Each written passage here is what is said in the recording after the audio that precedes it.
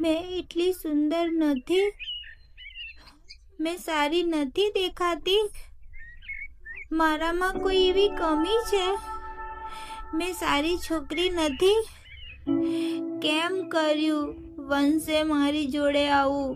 માધવ, કેમ માધવ? મને બહુ દુઃખ થાય છે માધવ. મારાથી એવી તો શું ભૂલ થઈ ગઈ કે એને મારી જોડે આવું કર્યું? પ્લીઝ મારું દુઃખ ઓછું કરી દે માધવ, પ્લીઝ માધવ.